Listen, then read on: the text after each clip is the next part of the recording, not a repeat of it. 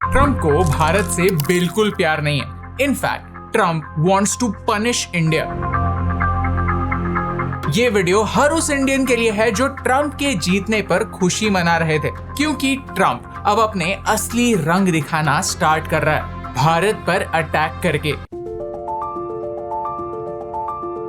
लेकिन ये attack tank से नहीं होगा, ये अटैक होगा टैरिफ से, सैंक्शन से और इकोनॉमी से। ट्रम्प के ही एक सेनेटर ने कह दिया है, क्रश एंड पनिश इंडिया। क्यों?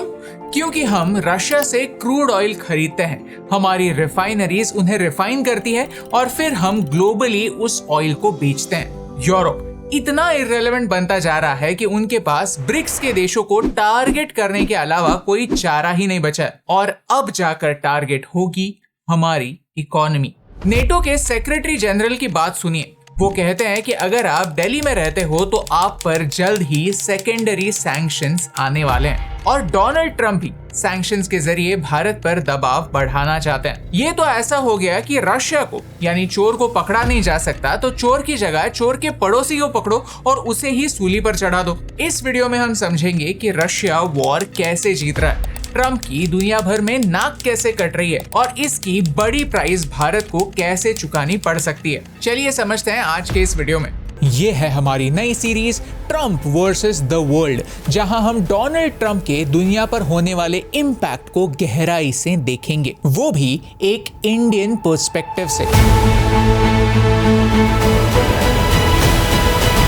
Chapter 1, Russia is winning. आज ट्रम्प रशिया को किसी भी हाल में हराना चाहता है, एटलीस्ट रोकना तो जरूर चाहता। तो प्रेशर बढ़ाने की कोशिश हर डायरेक्शन से हो रही है। अगर पुतिन डायरेक्टली नहीं माना तो उसके दोस्तों को पनिश करो ताकि उसके दोस्त उसका साथ छोड़ दे।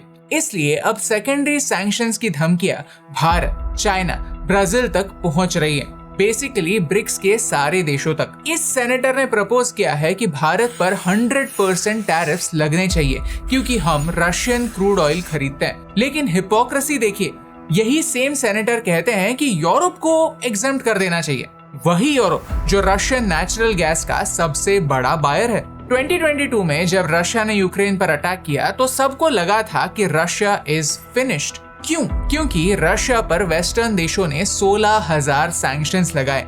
ये एक वर्ल्ड रिकॉर्ड है। एप्पल, मैकडॉनल्ड्स, स्टारबक्स जैसी कंपनीज ने रशिया को टाटा बाय बाय कह दिया। यहाँ तक यूरोप की एयर स्पेस को भी रशियन एयरलाइंस यूज नहीं कर सकती। सबने सोचा था अब रशियन इकोनॉमी का सत्यानाश हो जाएगा, रशिया की करेंसी रूबल डिस्ट्रॉय हो जाएगी, रशिया बैंकरप्ट हो जाएगा और अल्टीमेटली रशिया अपने घुटने टेक देगा। लेकिन अब तो 3 साल से ऊपर हो गए, रशिया अभी तक हारा नहीं।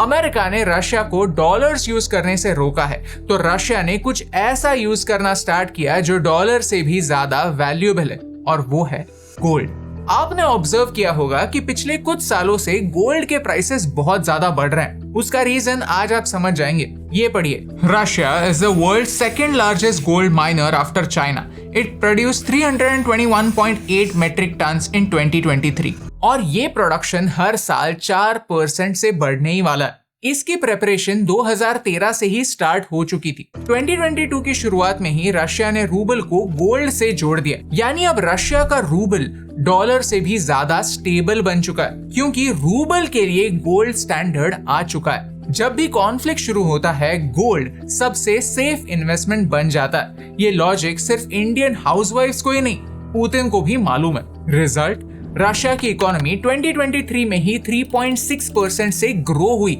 आज भी रशिया के सुपरमार्केट्स में अमेरिकन गुड्स बड़े आराम से मिलते हैं, एप्पल के प्रोडक्ट्स भी मिलते हैं, यहाँ तक ब्रिटिश मेड लग्जरी कार्स भी मिलती हैं। ये हुआ कैसे? चाइना की वजह से। क्योंकि चाइना ने आपदा को अवसर की तरह देखा। चाइना और रशिया एक बॉर्डर शेयर करते हैं। चाइना के बिजनेसमैन ने रशिया के बॉर्डर पर ही वेयर हाउसेस खोले, और वो भी छोटे मोटे नहीं, 20-20 मंजिलों के। गाड़ियों से लेकर कंप्यूटर चिप्स तक सब कुछ पहले चाइना में आता है और फिर एक्स्ट्रा दामों पर रशिया में जाता है। और वेस्ट इसके अगेंस्ट कुछ कर सकता है क्या? घंटा। बदले में रशिया चाइना को सस्ता तेल देता है, नेचुरल गैस देता है, रशिया यूक्रेन वॉर शुरू होने के बाद पहले 11 महीनों में ही चाइना और रशिया का ट्रेड $200 बिलियन का आंकड़ा क्रॉस कर चुका था। और यहाँ बात सिर्फ चाइना की ही नहीं, यूके भी ऐसा ही कुछ करने की कोशिश कर रहा है। वैसे देखा जाए तो यूके अमेरिका का एलाय है, लेकिन जब बात प्रॉफिट्स की होती है तो जियोपॉलिटिक्स जाता है तेल लेने। यूके की लग्जरी गाड़ियों की रशिया में बहुत ज्यादा डिमांड है, फिर वो जैगुआर हो या फिर बेंटली। अब ये गाड़ियां डायरेक्टली रशिया नहीं जाती। ये ग्राफ देखिए, रशिया यूक्रेन वॉर के बाद यूके से रशिया जाने वाली कार्स का एक्सपोर्ट बंद हो गया, लेकिन अचानक से अजरबैजान, जॉर्जिया और कजाकिस्तान जाने वाली गाड़ियां बढ़ गई। अब इसके पीछे का लॉजिक क्या हो सकता है? दो ही चीजें पॉसिबल हैं। या तो अचानक से इन तीन रिलेटिवली गरीब देशों के लोगों की लॉटरी लग गई, या फिर ब्रिटिश गाड़ियां इन देशों में एक्सपोर्ट होकर बाद में रशिया जाने लगी। देख रहा है विनोद कैसे सारे देश मिलकर अमेरिका को मामू बना रहे, अमेरिका के नाक के नीचे से रशिया को सपोर्ट कर रहे हैं, क्योंकि सब देशों को अपने लोगों की सोचनी होती है, अपने इकोनॉमी की सोचनी होती है। सब ने यूक्रेन के मैटर्स के बारे में सोचने का ठेका नहीं उठाया हुआ है, यही सच है। और भारत ने भी वही किया जो हमारे लिए सही था। भारत की रिफाइनरीज ने रशिया से क्रूड ऑयल खरीदा और बाद में यूरोप को ही बेचा, यानी इनडायरेक्टली यूरोप भी रशिया का ऑयल खरीद ही रहा था। और इसमें कोई सीक्रेट नहीं है, सब खुली किताब है। गुजरात की एक रिफाइनरी नयारा रिफाइनरीज में रशियंस ने भी कुछ इन्वेस्टमेंट की हुई है, और सब रिफाइनरीज को सैंक्शन करना पॉसिबल नहीं है, तो यूरोप ने अब एक बहाना ढूंढकर इस नयारा रिफाइनरी को सैंक्शन किया है। लेकिन ये बस ऊपर ऊपर की बातें हैं। असली रीजन है कि इंटरनेशनली ट्रम्प की नाक कट चुकी है। Chapter 2, Trump is losing. Trump की पॉपुलैरिटी हर गुजरते दिन के साथ कम होती जा रही है। ट्रम्प ने इलेक्शन कैंपेनिंग के समय बड़े कॉन्फिडेंटली कहा था कि अगर वो प्रेसिडेंट होते तो रशिया यूक्रेन वॉर ही ना होती। लेकिन अब हुआ क्या? वो प्रेसिडेंट बनकर आधे साल से भी ज्यादा समय हो चुका है। क्या वॉर रुकी? जवाब देने के लिए आपको कोई जियोपॉलिटिकल एक्सपर्ट होने की जरूरत नहीं है। जो लोग एक साल पहले ट्रम्प को पूरे दिल से सपोर्ट करते थे, वो आज ट्रम्प की पॉलिसीज को जमकर क्रिटिसाइज करते हैं। ये देखिए, ये आर्टिकल पिछले हफ्ते का ही है। ट्रम्प की डिसअप्रूवल रेटिंग एक रिकॉर्ड हाई टच कर चुकी है, और इसका मेन रीजन इकोनॉमी, इन्फ्लेशन और टैरिफ्स हैं। न्यूज ये भी है कि अगले साल अमेरिका में रिसेशन आने वाला है। रिजल्ट, अमेरिकन पब्लिक गुस्सा है। ट्रम्प पब्लिक का सपोर्ट खो रहा है और उसे कुछ बड़ा करने की जरूरत है, जिससे एटलीस्ट वो ये कह सके कि एक बड़ा गोल हासिल करने के लिए छोटे छोटे सैक्रिफाइसेस करने पड़ते हैं। और इसीलिए अमेरिकन इकोनॉमी टेम्पररी सफर कर रही है। इसीलिए ट्रम्प हर 2 महीने में कोई ना कोई नया स्टंट करने की कोशिश करता है। टैरिफ्स एक ऐसा ही स्टंट था। एक समय पर 145% टैरिफ्स लगे थे चाइना पर, लेकिन चाइना अमेरिका के सामने बिल्कुल नहीं झुका और अमेरिका चाइना से टैरिफ वॉर बुरी तरह से हार गया। और वो भी कुछ इस तरह से कि पूरे ट्विटर पर एक टर्म ट्रेंड हो रही थी, टाको। Trump always chickens out. China loves टाको के मीम्स वायरल हो रहे थे और ये देखने में मुझे तो बड़ा मजा आ रहा था। Trump is losing, America is losing. कहीं ना कहीं पर मॉरल विक्ट्री तो दिखानी होगी ना। एक्चुअली ट्रम्प का सबसे बड़ा डर है कि उसकी लीडरशिप में अमेरिका एक सुपर पावर बचेगा ही नहीं। ब्रिक्स का इन्फ्लुएंस बढ़ रहा है। ब्राजील और चाइना अब यूएस डॉलर का इस्तेमाल नहीं करते, वो लोकल करेंसीज में डील करते हैं, और इसकी वजह से अमेरिका को बड़ी मिर्ची लग रही है। मार्को रूबियो के ही शब्द सुनिए। वो कहते हैं कि अगर अब लोग डॉलर को साइड में रख के अपनी अपनी करेंसी में डील करेंगे तो फ्यूचर में अमेरिका किसी भी देश को सैंक्शन नहीं कर पाएगा। ये होगा यूएस डॉलर का दी एंड। और अगर ये बात ट्रम्प की लीडरशिप में हुई तो इट्स गेम ओवर। ब्राजील के प्रेसिडेंट लूला ने ट्रम्प को एक साफ साफ वार्निंग दी है, the world does not need an emperor. जब ट्रम्प ने फरवरी में कह दिया कि ब्रिक्स के देशों पर 100% टैरिफ्स लगेंगे, तो ब्राजील ने भी कह दिया आप टैरिफ लगा कर तो देखो, हम आपसे ट्रेड करना ही बंद कर देंगे। यानी रशिया झुकेगा नहीं, चाइना झुकेगा नहीं, ब्राजील भी झुकेगा नहीं। अब बचता कौन है? भारत और साउथ अफ्रीका। अब तक भारत पर ट्रम्प कितने टैरिफ्स लगाएगा ये क्लियर नहीं है, लेकिन बार बार वार्निंग आ रही है कि टैरिफ्स हाई होने वाले हैं। ट्रम्प ने बंदूक को नेटो के लीडर्स के कंधे पर रखा है और गोली चलाई है, जो कहते हैं कि अगर आप न्यू दिल्ली में रहते हो तो आपको टैरिफ से बहुत ज्यादा डरने की जरूरत है। अब मिड अगस्त में नेगोशिएट करने के लिए अमेरिका के लोग भारत आ रहे हैं। भारत उनके सामने झुकता है या नहीं, ये तो वक्त ही बताएगा। लेकिन जिस तरह से पहलगाम अटैक के बाद अमेरिका ने भारत को ट्रीट किया है, लगता नहीं कि भारत अमेरिका पर कभी भी विश्वास कर पाएगा। ट्रम्प खुद को मोदी जी का दोस्त कहता है, लेकिन जब एक्चुअली दोस्ती निभाने की बात होती है, ट्रम्प वही करता है जो अमेरिका ने हमेशा किया है। अमेरिका हमेशा पाकिस्तान की साइड क्यों लेता है? अमेरिका को पाकिस्तान से इतना प्यार क्यों है, ये हमने इस वीडियो में एक्सप्लेन किया है। चैप्टर 3, अब वॉर होगी। रशिया से बात करके रशिया मानता नहीं। रशिया को टैरिफ्स की धमकी तो दे भी नहीं सकते। साम दाम ट्राई करके हो गया, अब समय है दंड का, और अमेरिका कुछ वैसे ही करने जा रहा है। ट्रम्प ने फाइनली 50 दिन का अल्टीमेटम पुतिन को दिया है कि आओ पीस टॉक्स खत्म करो और यूक्रेन की तबाही रोको, और अगर ये नहीं हुआ तो अमेरिका यूक्रेन को लॉन्ग रेंज मिसाइल्स देगा। अब तक यूक्रेन ड्रोन्स का इस्तेमाल कर रहा था, लेकिन रशिया इतना बड़ा देश है कि रशिया के लिए वॉर सिर्फ एक वेस्टर्न फ्रंट पर कंटेन करना काफी आसान था। अब लॉन्ग रेंज मिसाइल्स की मदद से यूक्रेन भी रशिया के अंदर अटैक कर सकता है। डरिए मत, अमेरिका फुकट में तो एडवाइस भी नहीं देता, वो इन मिसाइल्स के लिए यूक्रेन से $10 बिलियन लेगा भी। 3 जुलाई को ट्रम्प ने पुतिन को एक कॉल लगाया, जिस कॉल में उन्होंने कहा कि अगर आने वाले 50 दिनों में वॉर रुकी नहीं तो अमेरिका भी इस वॉर में उतर पड़ेगा।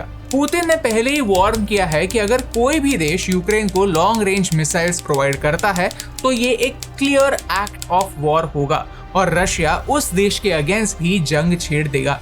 यहाँ ट्रम्प ने अपने आप के लिए एक विन विन सिचुएशन क्रिएट की है कि अगर पुतिन मानता है और पीसफुल टॉक्स होते हैं तो ट्रम्प क्लेम कर सकता है कि देखो मैंने वॉर रोक के दिखाई, और अगर पुतिन नहीं माना तो ट्रम्प को वॉर लड़ना पसंद है ही। दुनिया में एक्शन स्टार्ट होने ही वाली है। तो इसमें भारत के लिए इंपॉर्टेंट क्या है, चलिए अगले चैप्टर में समझते हैं। Chapter 4, next target India. अब तक हमने ये समझा कि कैसे अमेरिका और वेस्टर्न देश रशिया के आगे हार रहे हैं, उनसे खुद का देश संभाला नहीं जा रहा और दुनिया के लिए पुलिस बनते घूम रहे हैं।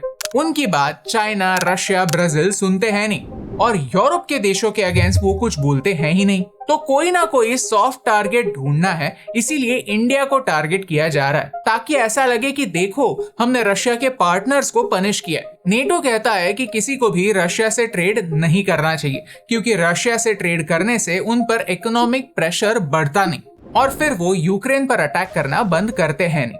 लेकिन ये लॉजिक फ्लॉड लॉजिक है क्योंकि रशिया से सिर्फ ब्रिक्स के देश ट्रेड नहीं करते। यूके कैसे रशिया को अपनी गाड़ियां बेचता है हमने ऑलरेडी चैप्टर 1 में एक्सपोज किया। अब एक और एग्जांपल लेते हैं। यूरोप का ही एक देश स्विट्जरलैंड भी रशिया से गोल्ड इंपोर्ट करता है। इनफैक्ट यूक्रेन इन्वेजन के बाद स्विट्जरलैंड ने रशिया से गोल्ड इंपोर्ट करना बढ़ाया है, और वो भी कैसे, इनडायरेक्टली, ताकि किसी को शक ना हो। रशिया का गोल्ड यूएई जाता है और फिर यूएई से स्विट्जरलैंड आता है। वैसे ही कजाकिस्तान, उज्बेकिस्तान जैसे देशों से रशियन गोल्ड इनडायरेक्टली स्विट्जरलैंड पहुंचता है। फिर भी नेटो स्विट्जरलैंड को सेकेंडरी सैंक्शंस की धमकी नहीं देता। क्यों? क्योंकि वो एक यूरोपियन देश है। आज पूरी दुनिया को यह समझने की जरूरत है कि अमेरिका एक कंप्लीटली कैपिटलिस्ट देश है। जब बात इंटरेस्ट की होती है तो वो कौन दोस्त है और कौन दुश्मन ये नहीं देखता, वो बस अपने इंटरेस्ट देखता है। देखो ना, जापान अमेरिका का दोस्त है लेकिन फिर भी जापान पर 25% टैरिफ्स लगे हैं। कनाडा भी अमेरिका का दोस्त है लेकिन फिर भी कनाडा पर 35% टैरिफ लगाने की धमकी अमेरिका दे रहा है। दोस्तों पर बड़े हाई टैरिफ्स लग रहे हैं तो बचा कौन? अमेरिका का सबसे बड़ा दुश्मन चाइना, जो नेगोशिएट कर करके टैरिफ से बच चुका है क्योंकि उन्होंने ये प्रूव कर दिया कि जितनी अमेरिका को चाइना की जरूरत है उतनी चाइना को अमेरिका की जरूरत नहीं है। ये सारी बातें एक ही चीज की ओर इशारा करती हैं कि अब डॉलर का डोमिनेंस खत्म होने वाला है। ब्राजील के प्रेसिडेंट ने ऑलरेडी ये पूछकर हो गया है कि किसने डिसाइड किया कि पूरा वर्ल्ड ट्रेड डॉलर में ही होना चाहिए। पूरे दुनिया के ट्रेड को डॉलर क्यों कंट्रोल करता है? हमें एक ऐसे सिस्टम की जरूरत है जो डॉलर के डोमिनेंस से बिल्कुल मुक्त हो। ऑलरेडी पुतिन ने यह प्रूव कर दिया है कि अगर आपके पास इनफ गोल्ड है तो आपको डॉलर्स की जरूरत नहीं है। अब बस एक सिस्टम की जरूरत है जिसे इंटरनेशनली पैसे ट्रांसफर हो सकें, और अगर भारत यूपीआई जैसी टेक्नोलॉजी डेवलप कर सकता है तो भारत पूरी दुनिया के लिए एक रोबस्ट सिस्टम भी बना सकता है। लेकिन ये होगा तभी जब हमारी इकोनॉमी स्ट्रॉन्ग होगी। इसीलिए आने वाले समय में नेटो के देश भारत की इकोनॉमी को टारगेट करेंगे। और यहाँ वो भी देश शामिल होंगे जो खुद को भारत का दोस्त मानते हैं। यहाँ मुझे हेनरी किसिंजर की वो लाइन याद आती है, to be an enemy of the US is dangerous but to be a friend is fatal. इसीलिए जब अमेरिकन भारत के साथ नेगोशिएट करने आते हैं, हमें स्ट्रॉन्ग रहना ही होगा। जैसे चाइना ने अमेरिका के ईंट का जवाब पत्थर से दिया, वैसे ही हमें भी करना ही होगा। आपको क्या लगता है? क्या आप मुझसे अग्री करते हैं या नहीं? क्या आपको लगता है इंडिया को अमेरिका पर भरोसा करना चाहिए? कमेंट्स में मुझे बताइए, क्योंकि जियोपॉलिटिक्स की कॉम्प्लेक्स बातें एक आसान भाषा में आप तक पहुंचाने से मुझे फर्क पड़ता है।